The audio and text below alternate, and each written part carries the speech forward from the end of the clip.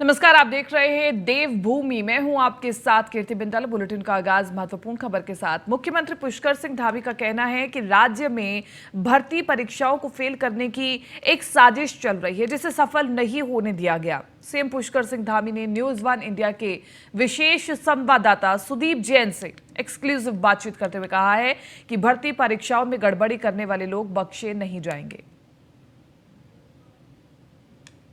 उत्तराखंड में paper leak की तमाम घटनाओं के बाद राज्य सरकार ने पटवारी की पहली बड़ी परीक्षा सकुशल संपन्न करा ली है। 1,03,000 अभ्यर्थियों ने परीक्षा दी और राज्य सरकार की जो कोशिश थी इसमें थोड़ा वक्त जरूर लगा, हालांकि ये सकुशल संपन्न हुई। हमारे साथ कई मुद्दों पर, विशेषकर युवाओं के मसले पर बात करने के लिए युवा मुख्यमंत्री पुष्कर सिंह धामी जी हैं, इनसे बातचीत करते हैं। सर, आयोग की पटवारी परीक्षा सकुशल संपन्न हो गई, हालांकि इसके पीछे तमाम बाधाएं डाली जा रही थी, इसको लेकर तमाम माहौल बनाया जा रहा था। इसे आप कैसे देखते हैं और क्या माना जाए कि अब इसी पैटर्न पर और गति से युवाओं की परीक्षाएं होंगी और निर्विवाद रूप से कोई उसमें बाधा नहीं होगी?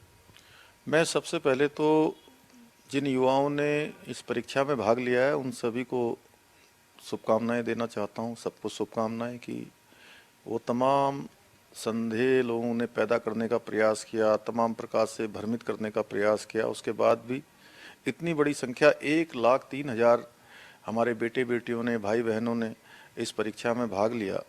और हम कहना चाहते हैं कि कुछ लोग जो अपनी ज़मीन खो चुके हैं वह इन नौजवानों के, इन हमारे बेटे बेटियों के, भाई बहनों के परीक्षा में भाग लेने वालों के कंधों पर बंदूक रखकर अपने मकसद हल करना चाहते हैं।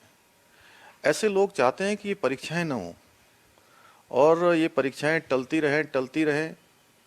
इस प्रकार का एक माहौल बन जाए कि अगले 4-5 सालों में कोई भी परीक्षा यहाँ आयोजित ना हो। और इसीलिए मैंने सभी युवाओं से, परीक्षा में भाग लेने वाले भाई बहनों से सबसे अपील की थी कि सारे लोग परीक्षा में आएँ और हम निष्पक्ष तरीके से, पारदर्शी तरीके से उनकी परीक्षाएं होंगी। और हमने नकल अध्यादेश यहाँ पर लागू कर दिया है। अब सारी परीक्षाएं जो कैलेंडर जारी किया गया है उस कैलेंडर के अनुरूप होंगी और शांतिपूर्ण तरीके से जो कल का पटवारी लेखपाल का पेपर हुआ है उसके लिए मैं आयोग को भी बहुत बधाई देना चाहता हूं, प्रशासन के लोगों को भी बहुत बधाई देना चाहता हूं कि हालात थोड़ा खराब जैसे बना दिए गए थे, इस प्रकार का माहौल बना दिया गया था, उस माहौल में शांतिपूर्ण तरीके से परीक्षा संपन्न हुई है। मुख्यमंत्री जी, आप सामान्य तौर पर बड़ा सौम्य और बड़ा मिलनसार तरीके से मिलते हैं, लोगों से बात करते हैं, लोगों को लगता नहीं कि कोई मुख्यमंत्री है। पर कल हमने जो कालसी में आपको सुना, आप बड़े का आक्रामक अंदाज में थे। आपने अपनी बातों को बहुत मजबूती से रखा कि बताइए परीक्षाएं कब की हुई, ये घपले में कब के पकड़ रहा हूं और मेरे अलावा कौन करेगा। तो एक कल आपका नया अंदाज दिखा और इसमें एक आपने बड़ा संदेश देने की भी कोशिश की। आखिर इसमें आपका आशय क्या था? देखिए, इसके पीछे मेरा हेतु केवल इतना सा है कि हमारे जो नौजवान हैं, परीक्षा में भाग लेने वाले भाई बहन हैं, हमारे बेटे बेटियां हैं, उनके भविष्य के साथ कोई खिलवाड़ न करे, उनके समय को कोई बर्बाद न करे। अगर कोई परीक्षाएं 4 साल तक, 5 साल तक अगर नहीं होंगी तो आप बताइए कि उन बच्चों के साथ अन्याय होगा कि नहीं होगा, जिनकी आयु निकल जाएगी। वो कैसे परीक्षा में भाग ले पाएंगे? उनका पूरा जीवन, पूरा समय चला जाएगा। उनकी भी इनको चिंता नहीं है। जो लोग हमारे इन बच्चों को, इन नौजवानों को, सबको भटकाना चाहते हैं, मैं इसीलिए कल जो मैंने कहा है, और मैंने बहुत साफ मन से कहा कि भाई आखिर किस बात का विरोध, किस बात का विरोध? इस बात का विरोध कि हमने नकल का अध्यादेश लाए हैं, इस बात का विरोध कि पहली बार इन परीक्षाओं की जांच हुई है, क्या इस बात का विरोध कि जो परीक्षाएं में घपला पाया गया, घोटाले पाए गए, पेपर लीक पाया गया, उसको हमने निरस्त किया है, इस बात का विरोध है? मैंने कहा जो छात्र चाहते थे कि इसका नकल अध्यादेश लागू हो, हमने नकल अध्यादेश लागू कर दिया। छात्र चाहते थे कि ये क्वेश्चन बैंक दोबारा बदला जाए, आयोग ने उसको बदल दिया। छात्र चाहते थे हाईकोर्ट की जज से जो है उसकी जांच करवाई जाए, वह भी हो गया। लाठीचार्ज हुआ और जो भी पुलिस के द्वारा अगर गलत काम हुआ है तो उसके लिए मजिस्ट्रेट की जांच जो है हो रही है, जो भी दोषी होगा उसके खिलाफ कार्रवाई होगी। हम उन्हें पटवारी की भर्ती में आने वाले सभी परीक्षार्थियों के लिए निःशुल्क बस की सेवा करी है। हमने कहा कि सभी परीक्षार्थियों को, चूंकि दोबारा परीक्षा में शामिल होना पड़ रहा है, और ये कोई सामान्य बात नहीं कि 1 महीने के अंदर ही दोबारा परीक्षा हो गई। और कुछ लोगों ने अंत तक समय तक ये प्रयास किया कि लोग परीक्षा में भाग न लें। परीक्षा शांतिपूर्ण हो गई, निष्पक्ष तरीके से हो गई, तो कुछ लोग यह कहने लगे कि परीक्षा का पेपर लीक हो गया है। तो हम ऐसे लोगों से कहना चाहते हैं कि आप राजनीति करिए, आप कुछ और करिए, लेकिन हमारे इन बेटे बेटियों को, इन भाई बहनों को आगे मत करिए, इनके भविष्य के साथ खिलवाड़ मत करिए। सर, अभी जो आपके निर्देशों पर एसआईटी का गठन हुआ, जिसमें एजेई पेपर लीक, पटवारी पेपर लीक, इसमें गिरफ्तारियां हो रही हैं, इसमें सर एक महत्वपूर्ण तथ्य ये भी आ रहा है कि बहुत बड़ी संख्या में कोचिंग संचालक भी अरेस्ट हो रहे हैं और उनकी भूमिका डाउटफुल है। तो क्या वो ऐसा नहीं लगता है कि नेक्सस तैयार कर रहे हैं बच्चों में कि वो परीक्षाओं का विरोध करें ताकि उनकी कोचिंग सेंटर चलते रहे, या उनके जो दूसरे निहितार्थ इसमें छुपे हैं वो इसका लाभ लेते रहे, और भविष्य में इनसे निपटने के लिए आपको लगता है कितनी शक्ति की जरूरत है? देखिए, जो भी हमारे इन बच्चों के भविष्य के बीच में आएगा, सरकार उसके साथ सख्ती से पेश आएगी। और मैं जानता था पहले दिन से कि जब हमने ये फैसला लिया था कि हम इन भर्ती परीक्षाओं में जो लोग संलिप्त हैं उनके खिलाफ कड़ी कानूनी कार्रवाई करेंगे, उनके खिलाफ जो भी कानूनी वैध तरीके से जितनी प्रकार की कार्रवाई हो सकती है हम करेंगे। तो हमें उसी दिन से मालूम था कि ये लोग इस प्रकार के कृत्य करेंगे, इस प्रकार के षड्यंत्र करेंगे। इसमें जितने भी लोग शामिल हैं वो सारे के सारे बेनकाब होंगे और सरकार उनके साथ सख्ती से निपटेगी, क्योंकि बच्चों के भविष्य के साथ खिलवाड़ करने की किसी को इजाज़त नहीं दी जाएगी। बच्चों का समय और पैसा उनके माँ बाप का बर्बाद करने की भी किसी को जो है इजाज़त नहीं दी जाएगी। सर, राजधानी में जो बेरोजगार छात्र संघ के बच्चे प्रदर्शन कर रहे थे, हालांकि उनकी संख्या थोड़ी कम हुई है, पर अभी भी उनका धरना जारी है कुछ मांगों को लेकर, जिसमें प्रमुख रूप से सीबीआई है। हालांकि पूर्व में कोर्ट कह चुकी है कि एसआईटी की जांच ठीक है, तो क्या आपको लगता है कि सीबीआई ही विकल्प हो सकता है, या मौजूदा समय में जो एसआईटी की जांच है वो पर्याप्त है? देखिए, मैं बच्चों की बात तो ये है कि जब वो कहते हैं कि सीबीआई करवाइए, तो एक तो माननीय न्यायालय ने पहले ही यह कह दिया कि सीबीआई की बजाय जो राज्य की सरकार, राज्य का पुलिस प्रशासन इसमें काम कर रहा है, वह जांच ठीक प्रकार से कर रहा है। और मामला हाईकोर्ट में गया था, वो मामला वहां से निक्षेपित हो गया। माननीय न्यायालय ने सरकार को कहा, उन दूसरी पार्टी जो गई थी उनको भी कहा कि यह जांच ठीक प्रकार से हो रही है। लेकिन दूसरी तरफ मुझे बहुत हंसी आती है, ये हास्यप्रद है। एक तरफ कांग्रेस पार्टी के सर्वोच्च नेता राहुल गांधी जी ये कहते हैं कि दिल्ली में कि ये सीबीआई जो है केंद्र सरकार का तोता है। अब वो तोता उत्तराखंड के अंदर कैसे अच्छी जांच कर लेगा? ये केवल छात्रों को बरगलाने का, भरमाने का एक कुत्सित प्रयास है। और यह प्रयास केवल इतना भर है कि अगले 4-5 सालों तक जो भर्तियां हमारे यहाँ 20,000 30,000 भर्तियां होनी है सरकारी, वो भर्तियां रुक जाएं और यहाँ पर एक अस्थिरता का माहौल बने, अव्यवस्था का माहौल बने, सड़कों पर आए, न कि अपने एग्जामों की तैयारी करें। इसलिए हमने कहा है कि हम सारे एग्जाम समय पर करवाएंगे। सारा जो कैलेंडर हमने घोषित किया है, आयोग ने घोषित किया है, उसके अनुरूप हमारी सरकार सारी व्यवस्थाएं करेगी। सर, छात्रों के आंदोलन में कांग्रेस को बड़ा इंटरेस्ट है, उनके सारे बड़े नेता आ रहे हैं। वैसे तो उनमें मनमुटाव है, एक दूसरे को देखना नहीं चाहते, पर छात्रों के प्रदर्शन में वो सब साथ हैं, एक साथ चल रहे हैं। हरीश रावत जी की तो तबीयत भी बिगड़ गई थी। तो आपको क्या लगता है कि छात्रों की आड़ लेकर कांग्रेस इस विषय पर राज्य सरकार को घेरने के लिए, आपको घेरने के लिए कोई योजना बना रही है? यह तो देखिए, जिस दिन छात्रों का आंदोलन हुआ था और जिस प्रकार से हिंसात्मक उसके अंदर चीजें आई थी, पथराव हुआ था, ये छात्र कदापि नहीं कर सकते। छात्र इस प्रकार के षड्यंत्र नहीं कर सकते। मैं मानता हूं मेरे उत्तराखंड के हमारे बेटे बेटियां, हमारे भाई बहन इस प्रकार के हिंसा पर उतारू होने वाले लोग नहीं हैं। उनको अपने करियर में आगे जाना है। ये हिंसा करने वाले लोग कौन थे और अगले दिन किस प्रकार से उन्होंने त्वरित रूप से पूरे प्रदेश के अंदर कॉल करी कि जगह जगह पुतले जलाए जाएं, जगह जगह सरकार का विरोध किया जाए। तो उनकी मंशा पहले दिन से ही थी और उनको पता है कि उनके स्वयं के कहने पर कोई धरना प्रदर्शन करने नहीं आने वाला है, कोई विरोध प्रदर्शन करने वाला नहीं है, क्योंकि सरकार सही दिशा पर काम कर रही है। सरकार जो अच्छा हो सकता है वह काम कर रही है। इसलिए उन्होंने छात्रों के, छात्राओं के कंधों पर बंदूक रखने की कोशिश की है, उनको भरमाने की कोशिश की है। सर, मेरा अंतिम सवाल है, आप छात्रों को क्या मैसेज देना चाहेंगे, विशेषकर प्रतिभागी प्रतियोगी छात्रों को जो पहाड़ से देहरादून या हरिद्वार आते हैं तैयारियों के लिए? और दूसरा, आज छात्रों ने आपको धन्यवाद भी दिया है कि नकल विरोधी कानून मुख्यमंत्री जी ने कैबिनेट से पहले लाए और परीक्षा से भी पहले लेकर आए, इस पर उन्होंने आपका धन्यवाद भी किया है।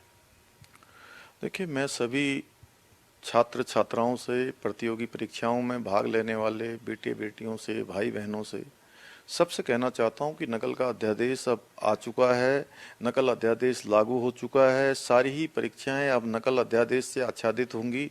हिंदुस्तान का सबसे कड़ा कानून उत्तराखंड के अंदर हमने बनाया है और यह केवल और केवल ऐसे छात्र छात्राएं जो योग्य हैं, जिनके अंदर योग्यता है, क्षमता है, आगे आ सकते हैं, अपनी प्रतिभा के बल पर अपना स्थान बना सकते हैं, उन्हीं के लिए हम उन्हीं की भलाई के लिए ये कानून लेकर आए हैं। अब सारी परीक्षाएं निष्पक्ष होंगी, पारदर्शिता के आधार पर होंगी, नकल विहीन होंगी। इसलिए सभी अपनी परीक्षाओं की तैयारियों में जुट जाएं। किसी भी मनगढ़ंत लोगों को भरमाने वाली भ्रामक समाचारों की ओर बिल्कुल ध्यान न दें। जो पूर्व में हुआ है उसको पूरी तरह से उसकी पुनरावृत्ति नहीं होगी और कल की परीक्षा इसका एक प्रमाण है कि शांतिपूर्ण परीक्षा हुई है और पारदर्शिता से हुई है। आगे जितनी भी परीक्षाएं होंगी वो सब कैलेंडर जो आयोग ने जारी किया है कैलेंडर के अनुरूप होंगी, पारदर्शिता से होंगी। सभी मेरे बेटे बेटियां, मेरे भाई बहन अपनी परीक्षाओं की तैयारियों में जुटें। हमारा प्रयास होगा कि जितने भी पोस्ट यहाँ पर खाली हैं, जितने पद रिक्त हैं, सभी पर भर्ती की प्रक्रिया जल्द से जल्द हो। तो आप थे मुख्यमंत्री पुष्कर सिंह धामी, जिन्होंने युवाओं के मसले पर बहुत बेबाक अपनी टिप्पणी की और आश्वस्त किया है प्रदेश के युवाओं को कि वे निश्चिंत होकर मेहनत से तैयारी करें। सरकार उनके वाजिब हकों पर किसी भी अवांछनीय तत्व को हावी नहीं होने देगी और ये सुनिश्चित कराएगी कि हर प्रतिभावान युवा को मौका मिले और साथ ही रिक्त पदों पर जल्द से जल्द भर्तियां हो ताकि युवाओं को मौका मिले। कैमरा सहयोगी अंजीत के साथ सुदीप जैन, न्यूज़ 1 इंडिया, देहरादून। चलिए आगे बढ़ रहे हैं। लोक निर्माण विभाग के विभागाध्यक्ष के खिलाफ चल रही जांच पर विभागीय मंत्री सतपाल महाराज ने बड़ा बयान देते हुए कहा कि उन्हें अब भी इस जांच रिपोर्ट का इंतजार है। जैसे ही जांच कंप्लीट होगी उनके द्वारा दोषी पाए जाने वाले अधिकारी या कर्मचारी के खिलाफ कार्रवाई की जाएगी। आपको बता दें कि लोक निर्माण विभाग के विभागाध्यक्ष के पद पर अयाज अहमद की नियुक्ति बिना मंत्री के अनुमोदन के होने का आरोप है। बताया गया कि जो 12 करोड़ रुपए सारे किस मद में दिए गए? वो जांच का विषय है, जांच चल रही है उसकी, और मैं अभी कुछ कह नहीं पाऊंगा उसके बारे में। उसकी जांच चल रही है, जांच जब आ जाएगी सामने अब वो तो जांच करने वाले बताएंगे कब तक चलेगी। सर जिस तरह से आपने कुछ रिपोर्ट मांगी है ऐसी कुछ कि जल्दी कीजिए जांच इसकी? मैंने तो कह दिया है कि जांच जल्दी होनी चाहिए। कांग्रेस नेता हरक सिंह रावत के बैकडोर भर्ती पैसों का हुआ लेन देन के सनसनीखेज बयान के बाद सूबे में सियासत मच गई है। उनके इस बयान पर खुद सीएम धामी को आगे आना पड़ा है और सीएम पुष्कर सिंह धामी का कहना है कि पहले ही नियुक्तियां रद्द हो गई हैं और ये मामला न्यायालय के अधीन चल रहा है, लिहाजा इस पर टिप्पणी करना उचित नहीं है।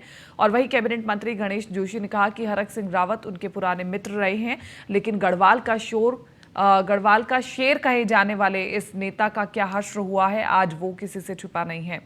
और वो जिस पार्टी में हैं उसी पार्टी को उनको नकारने का काम किया जा रहा है। आपको बता दें कि कांग्रेस नेता हरक सिंह रावत ने सोमवार को सनसनीखेज बयान दिया था और कहा था कि विधानसभा बैकडोर भर्ती मामले पैसों का भी लेन देन हुआ है।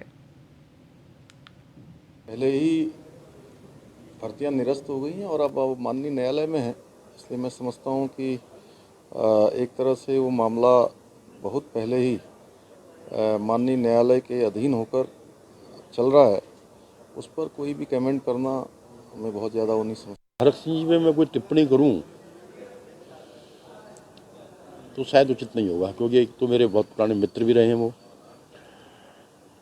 और आज जिस हाशिए पर वो खड़े हैं, गलत निर्णय कह दूं या अति अविश्वास कह दूं, कभी वो अपने को उत्तराखंड का शेर कहा करते थे और आज शेर की क्या स्थिति आप बेहतर। 15 फरवरी को होने वाली कैबिनेट की बैठक में जोशीमठ आपदा पीड़ितों के लिए सरकार नई विस्थापन नीति लेकर के आ रही है और वहीं एनडीएमए की बैठक में कई महत्वपूर्ण विषयों को लेकर के निर्णायक बातचीत हुई है। जोशीमठ में पिछले 1 महीने से भी ज्यादा समय से केंद्र और राज्य सरकार की तमाम एजेंसियां भूधसाव के कारणों का पता लगाने और इसके उपचार को लेकर संयुक्त रूप से इन्वेस्टिगेशन कर रही थी। तकरीबन सभी तकनीकी एजेंसियों ने अपनी report national disaster management authority यानी एनडीएमए को रिपोर्ट सौंपी है। वहीं अब एनडीएमए को इन सभी रिपोर्ट का अध्ययन कर जोशीमठ को लेकर के आगे की रणनीति को तय करना है। पिछले 2 बैठकों में एनडीएमए के अधिकारियों ने जोशीमठ में इन्वेस्टिगेशन करने वाली तमाम तकनीकी एजेंसियों के साथ गंभीर चर्चाएं की और लगातार शोधकर्ताओं द्वारा तैयार की गई रिपोर्ट का अध्ययन किया जा रहा है।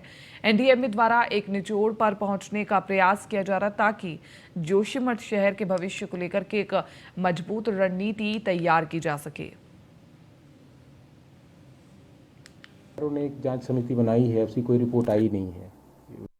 ने एक जांच समिति बनाई है, उसकी कोई रिपोर्ट आई नहीं है। जैसे ही रिपोर्ट आएगी वो तो उनको भी जल्दी से देखना पड़ेगा कि क्या उनकी रिपोर्ट आ रही है, क्या हो रहा है। तो उनकी रिपोर्ट अभी आई नहीं है। जैसे ही उनकी रिपोर्ट आएगी वो उस संबंध में कार्रवाई की जाएगी।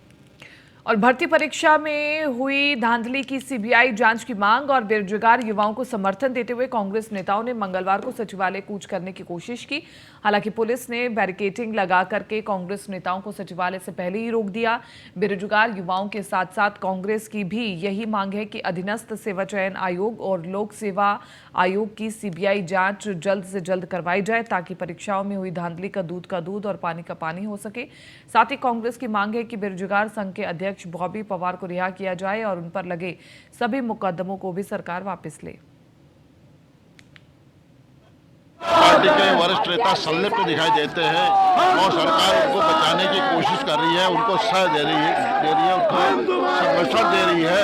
हमारा कहना है कि इसकी सीबीआई इंक्वायरी हो हाई कोर्ट के सिटिंग जज के जरिए। लगातार हम मांग कर रहे हैं। हमने विधानसभा सत्र में भी इस बात को उठाया, हमारे माननीय विधायकों ने पुरजोर तरीके से इस बात का विरोध भी किया, लेकिन सरकार सीबीआई जांच से कतरा रही है। क्यों परहेज है सरकार का? ये सवाल इसलिए है कि क्योंकि अपने चहेतों को बचाना चाहती है, इसलिए सीबीआई जांच से बचना चाहती है।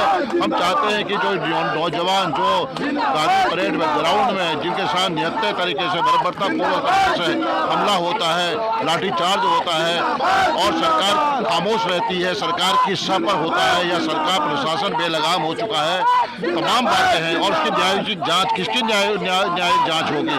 जब सरकार कुछ सम्मिलित है, संलिप्त है, तो सरकार किसकी जांच कराना चाहती है? हम चाहते हैं कि उनकी तत्काल रिहाई होनी चाहिए नौजवानों की और इसकी जांच सीबीआई से होनी चाहिए। इसी को लेकर आज भी हम लगातार पिछले 4 दिनों से यह आंदोलन कर रहे हैं। अगली लड़ाई और हमारी बड़ी होगी, बड़ी लड़ाई लड़ेंगे हम भारतीय जनता पार्टी के खिलाफ।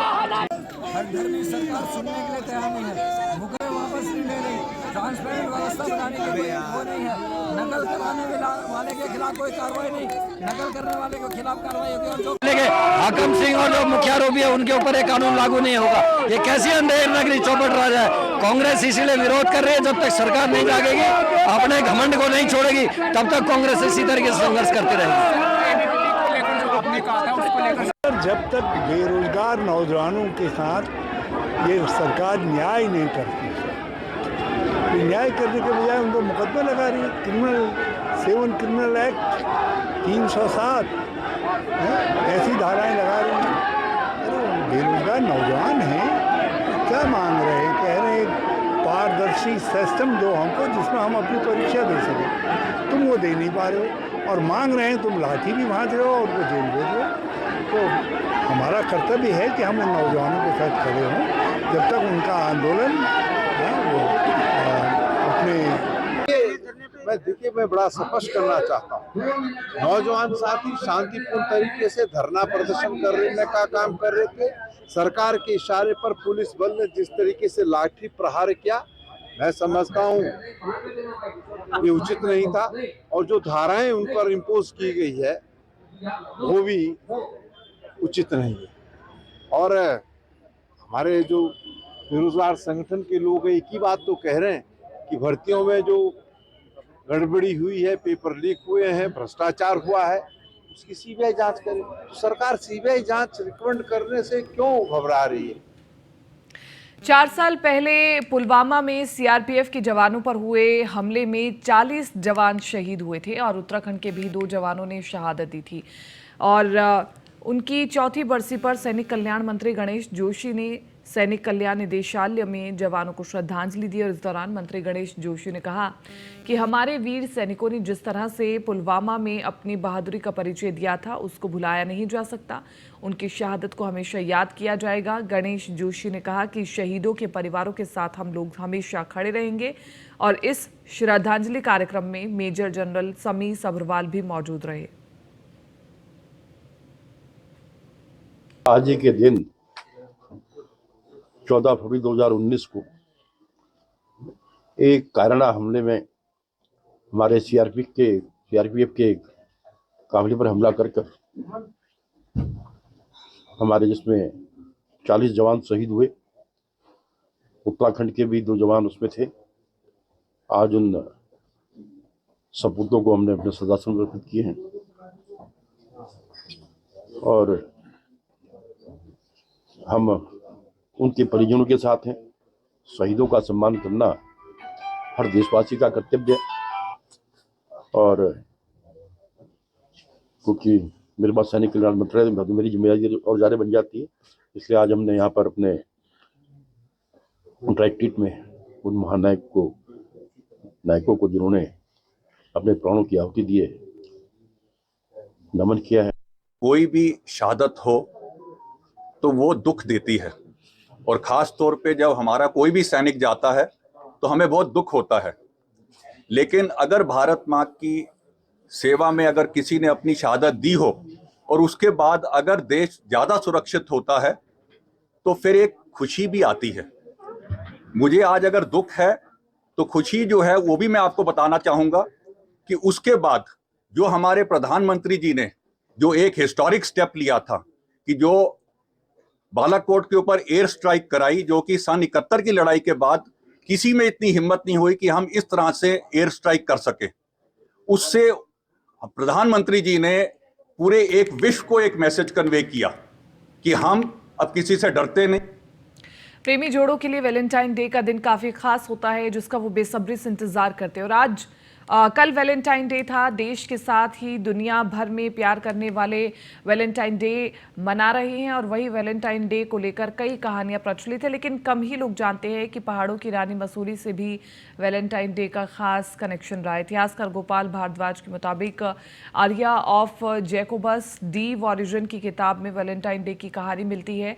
कहते हैं भारत में वैलेंटाइन डे सेलिब्रेशन की शुरुआत पहाड़ों की रानी मसूरी से हुई, जहाँ साल 1843 में पहला वैलेंटाइन खत लिखा गया था और इस खत को इंग्लैंड में जन्मे मोगर मॉन्क ने लिखा था, जो उन दिनों मसूरी में जॉन मेनन के बार्लोगंज स्थित स्कूल में लैटिन भाषा के शिक्षक थे। और मशहूर लेखक और इतिहासकार गोपाल भारद्वाज बताते हैं कि मेगर मॉन्क को एलिजाबेथ लुएन नाम की लड़की से प्यार हुआ था और 14 फरवरी 1843 को उन्होंने मसूरी से एक खत अपनी बहन के नाम इंग्लैंड भेजा था, जिसमें उन्होंने अपनी बहन मार्गेट को अपनी भावनाओं के बारे में बताया था। और साल 1849 में जब मोगर मॉन्क का निधन हुआ तब वो मेरठ में रह रहे थे और 150 साल बाद मेगर मॉन्क के रिश्तेदार एंड्रयू मॉर्गन ने साल 1828 से 1849 के बीच लिखे गए पत्रों का जिक्र मसूरी मर्चेंट इंडियन लेटर्स पुस्तक में किया। मसूरी में लिखा ये लेटर प्यार के एहसास और उसकी खूबसूरती को बयां करता है। ये तो उसने लिखा है, अपनी बहन को उसने लिखा है, जो यहाँ पे वो ये लड़का यंग एज में 19 वर्ष की उम्र में मसूरी आया था। और इसकी ये जो किताब है ये 1828 से 1849 तक का उसका वृत्तांत है। उसने अपनी सिस्टर्स को जो लेटर लिखे हैं या अपने अंकल को लिखे हैं उसमें लिखा है। तो ये 14 फरवरी 1843 को वैलेंटाइन डे ही है जो आप देख सकते हैं, उसने उसको उद्धृत किया है और उसने अपनी बहन को बताया है कि आई हैव फाउंड कि मैं जिस लड़की से प्यार करता था वो अभी मेरे को मिल गई है और मैं उसी से शादी करूंगा और अब मैं बहुत खुश हूँ। और उस समय तो आप जानते हैं कम से कम 6 महीने तो लेटर जाने में लगते थे और 6 महीने बाद उसका जवाब आने लगता था। बिल्कुल ही कट ऑफ थी ज़िंदगी। लेकिन उसने जो इजहार किया है तो ये एक ऐसे डॉक्यूमेंटेड लेटर है, आप कह सकते हैं कि जो इंडिया से या मसूरी से पहली बार गया है जिसमें उसने वैलेंटाइन डे का राजधानी के कलेक्ट्रेट स्थित शहीद स्थल पर बेरोजगार संघ से जुड़े युवाओं का आंदोलन मंगलवार को 5वें दिन भी जारी है। धारा 144 लगी होने और सोमवार को दर्ज हुआ मुकदमा भी युवाओं का भरोसा नहीं डिगा पाया। युवाओं का कहना है कि ये मुकदमे डराने के लिए किए जा रहे हैं। हमारी कोई नाजायज मांग नहीं है, ना ही हमारे द्वारा कोई उपद्रव अथवा नियम विरुद्ध काम किया जा रहा है, लिहाजा हमारा धरना जारी रहेगा। युवा बॉबी पवार की रिहाई और भर्ती परीक्षाओं की सीबीआई जांच की मांग कर रहे हैं। मांगे तो हमारी वही बरकरार रहेगी। और जो इन्होंने धारा 144 लगाई है, तो सर हम ऐसा कोई काम नहीं कर रहे हैं, कोई उपद्रवी काम नहीं कर रहे हैं कि हम पे धारा 144 लगाई जाए। ये तो सिर्फ ये डराने का काम है सर, कि ये डर जाएं और ये इनका जो ये धरना कर रहे हैं ये स्थगित कर दें। लेकिन सर हम डरने वाले नहीं हैं। हमारा जो ये सत्याग्रह है ये तब तक चालू रहेगा जब तक हमारी मांगे नहीं मानी जाएगी। जो हमारे अध्यक्ष है बेरोजगार संघ के बॉबी पवार भाई, अगर जब तक वो बाहर नहीं आए, उनको बेल नहीं मिली, तो और हमारी जो सीबीआई जांच है तो तब तक हम डटे रहें। ऐसा तो हमने कोई काम किया नहीं जिससे हमारे ऊपर मुकदमा दर्ज किया इन्होंने, सरकार ने। अब हम अपने शांतिपूर्ण से अपना जो भी है हमारा संगठन की ओर से जो चल रहा है धरना हम कर रहे हैं अपनी तरफ से। अब सरकार जो हमारे ऊपर ही मुकदमा लगा रही है, सारा जो कुछ भी मतलब हमने ही किया, कुछ ऐसा कोई काम तो हमने किया नहीं। देखिए, मुकदमा तो तब लगाया जाता है अगर हम कुछ विपक्ष में काम कर रहे हैं या हम कुछ लड़ाई झगड़े कर रहे हैं, हम अपना शांतिपूर्वक सत्याग्रह कर रहे हैं, तो हमें मुकदमे से कोई डर नहीं लगता। सरकार हमको गुमराह करने की कोशिश कर रही है, फिर चाहे आप कुछ भी करो, हम नहीं जाएंगे यहाँ से जब तक हमारी मांग पूरी नहीं होती। हम यहाँ से कहीं नहीं जाएंगे। बाकी हमारी 2 ही मांगे हैं और तो हम कुछ मांग नहीं रहे। तुम सीबीआई जांच कराओ और हमारे बॉबी भाई को रिहा कर दो, उनके साथ जो अरेस्ट हुए हैं उन्हें भी रिहा कर दीजिए। बाकी आप चाहे कोई भी मुकदमा लगाओ, उससे हम नहीं डरेंगे। हम तब तक यहाँ से नहीं जाएंगे जब तक हमारी मांग पूरी नहीं होती। फिलहाल इस बुलेटिन में मेरे साथ इतना ही। आप बने रहिए न्यूज़ 1 इंडिया के साथ।